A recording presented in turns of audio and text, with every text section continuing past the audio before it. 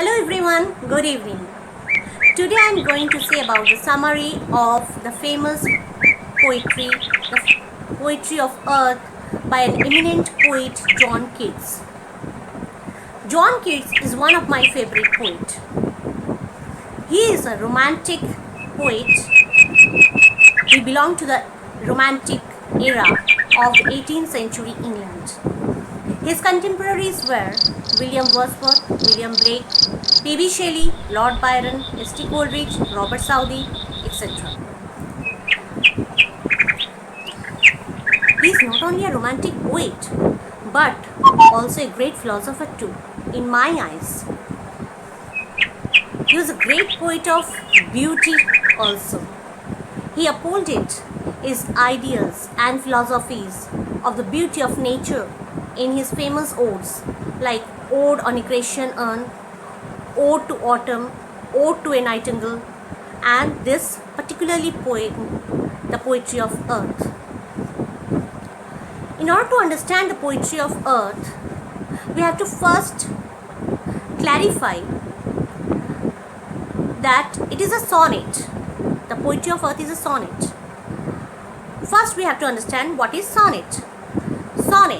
Sonnet is a lyrical poetry having 14 lines. Now, sonnet are of major two types. What are they? Petrarchan sonnet and Shakespearean sonnet. Who is Petrarch?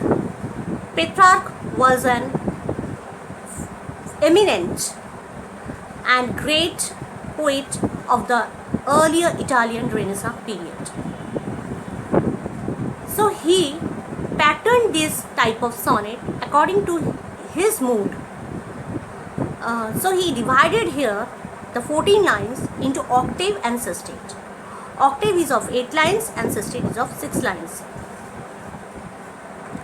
So this poetry of Earth is a type of Petrarchan sonnet. Now we have to understand the Shakespearean sonnet also. What is Shakespearean sonnet? William Shakespeare just patterned this sonnet out. He divided this 14 lines into 3 quatrains and a couplet, having the rhyme scheme AB AB, CD CD, EF EF, GG. Okay, now come back to the point. We have to go through the Poetry of Earth. So it is a type of Petrarchan sonnet. Okay. The Poetry of Earth is being divided into octave and sestet and having the rhyme scheme ABBA, ABBA, CDE, CDE or CDC, CDC, whatever these. Okay. In octave, what the poet summarizes? Now the poet takes grasshopper as a symbol of music and as a symbol of season in the summer season. Okay.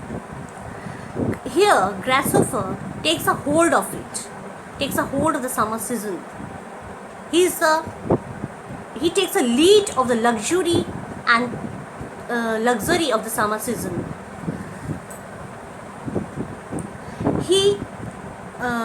He presents us, the grasshopper presents us the chief characteristics, the pleasures and the joyous moments of the summer season. So, in a hot afternoon, without being tired, he just hops about from one hedge to another hedge and make us also joyous, and in spite of feeling drowsiness, we feel the pleasure of the summer season. So this is the symbol of summer. The grasshopper is a symbol of summer here, and it also symbol of the music of the summer season.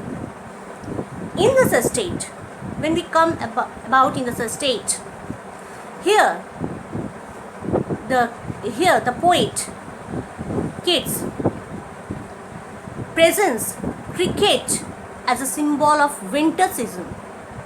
symbol of the music of the winter season. Okay.